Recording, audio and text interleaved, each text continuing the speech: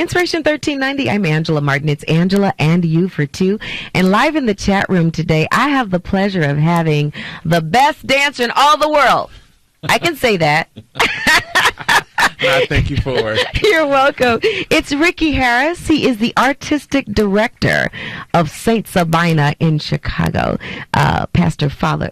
How do you say his name? Father Flager. Pastor. But how do you guys address We call him him? Pastor Flager. Pastor Flager. Mm-hmm. I love him so much. Is he amazing? He's wonderful. Shout out to Pastor Flager. Hey, Father Flager, Pastor Hello. Flager. You can wave at him right there on the camera. Hey, Father Flager, we love you so Love much. you. And thanks for all that you do.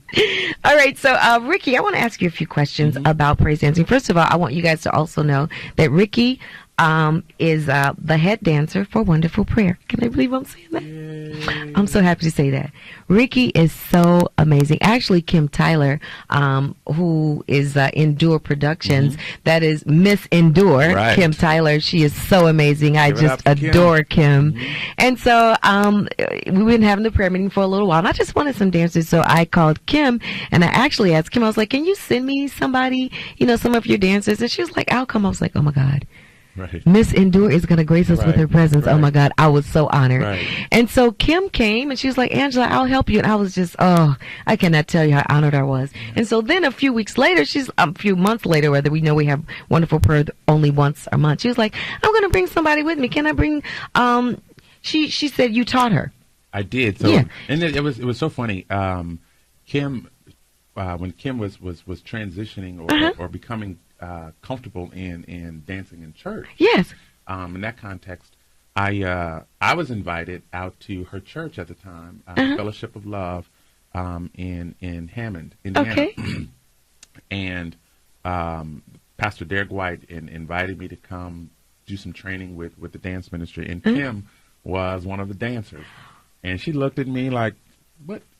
This 6'2" Wow. guy is coming to teach us Teach us to Right. dance. Yeah, and so Wow. that was our first meeting. And I did not even realize that. Yeah. And so she just told me she didn't say your name. Mm-hmm. So when you walked the door, I was like, oh, my God.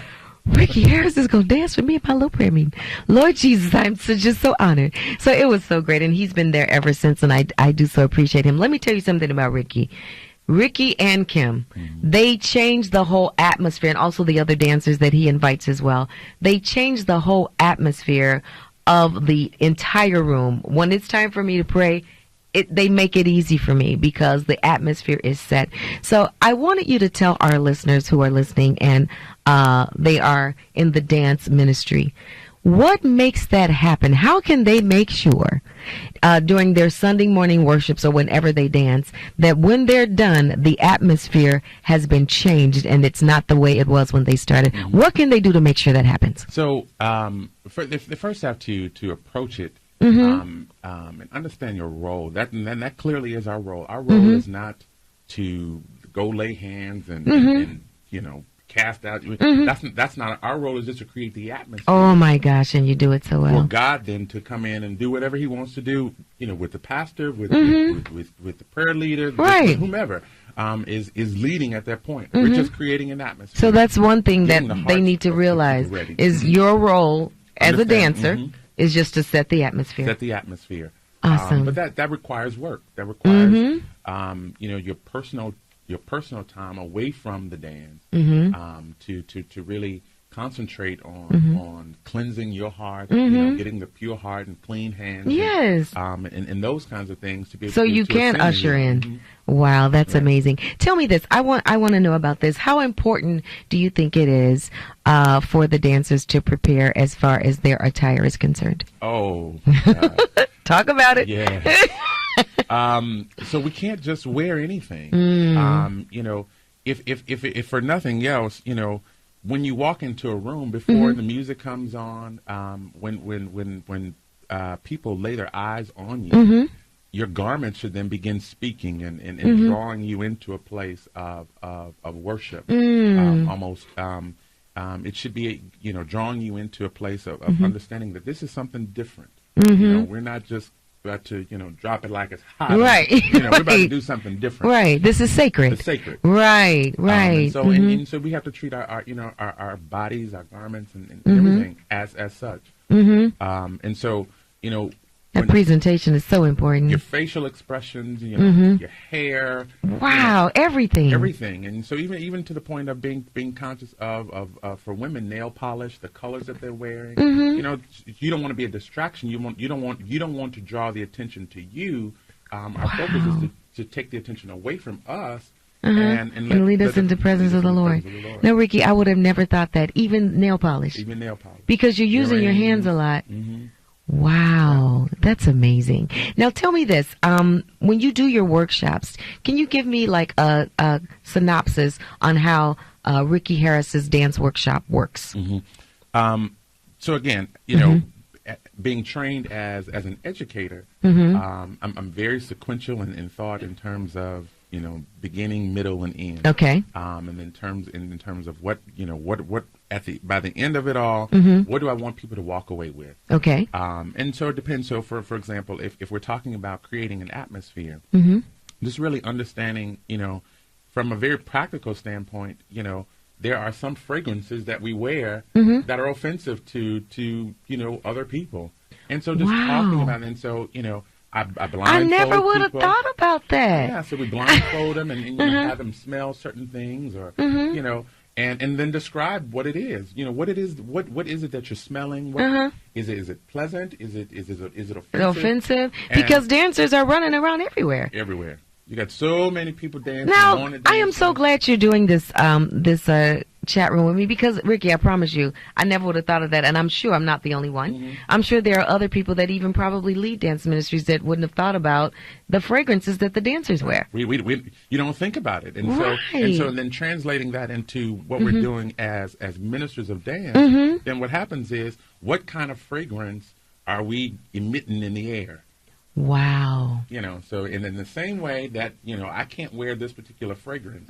Now, I can't spiritually I can't do certain things because that's going to let off something. Because, the Bible does talk about our worship and praise and even our prayers being incense. Right. To God. Rising to the nostrils. Yes, it does. Oh, that is so great. So tell me this. So if you, if someone just started a church and they wanted to start a dance ministry, what would you say that they need to look for? So, so initially, obviously you would have to have individuals who are interested in being committed to it, because it's a work. It's a work. It's not just, you come in and it just happens by osmosis. So it's a work, and it requires a commitment. But it also requires, even before the dance, it requires a committed people to be teachable and sit and get the understanding of what are you doing and why. And why do you do it? Understanding, all the different gifts and roles and things that are played. Everyone can't or isn't as skillful as the head dancer or what have you. And so that leader then has to be sensitive to understand and discerning, because just because you can, you like to dance does not mean that you are cut out to worship and dance in praise and in warfare. Because then sometimes you get caught up in yourself and what I can do and what I it's not about you. It's not about you. Praise dance is not about you. The last thing I want you to address is, I thought it was quite interesting when we first began our conversation today. You were saying that it's not, because at first I was going to title it as praise dance. It's not just praise dance. There are different elements of it. So please address that. And so, one of the, because we just call them praise dancers, and that's not true. Okay. And a lot of times, that's a component of what we do. We do dances of praise. Right. We do dances of victory. But we also do dances of warfare. And so a warfare dance is completely different from a praise dance. A dance of intercession is completely different from a dance of warfare. A prophetic dance. If you're just dancing prophetically, if a minstrel is just playing, and you're dancing. So it takes on a different look, and as the dancer, you're tapping into a different place, and so we're not concentrating on the praises of God. We're going into battle in warfare. Wow. And so we're not thinking about it. We're thinking about let's go in and fight. Yes. And you know, and so in that vein, so I love that. We try to stray away from just limiting us as praise dancers, but really understanding the full scope of what it is that we do. That is so amazing.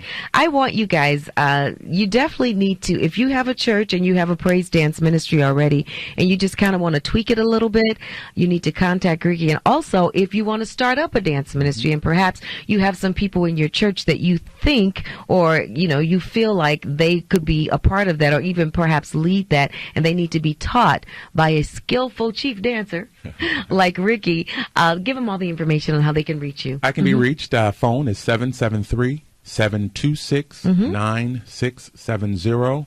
And email is crossthebridge@gmail.com. Okay, so that's crossthebridge@gmail.com and 773-726-9670. I am just a stickler for being the best. I just think we should always be our best. You are the and best. Thank you, Ricky. And I feel like we can always be taught and we can always do better. So I really encourage you, because praise dance and dance of warfare and dance of worship, it's like a craze in all of the churches now. But I have to say, you guys, I'll tell you this, if after the dance has taken place, if the atmosphere has not changed, that dance was not successful. Right. I'm so sorry to say that. You're absolutely right. But I don't want to be hard. Y'all know I love you, right? But when the dance goes forth and it feels the same, the atmosphere feels the same as it was before the dance went forth, the dance wasn't successful. It should change the atmosphere. It should change the atmosphere. So make sure, if you have a team, pastors, I'm talking to you, everybody, if you have a team, reach out to Ricky so he can teach your dancers, okay? I'm here for you. There you go. Thanks so much. It's Angela and you for two. We're in the chat room. It's Ricky Harris. He is the artistic director of Saint Sabina. Thank you so much for joining us. Angela. We'll talk to you again. Love you so much. Wave at the people, Ricky. Bye-bye. Bye. Love you guys.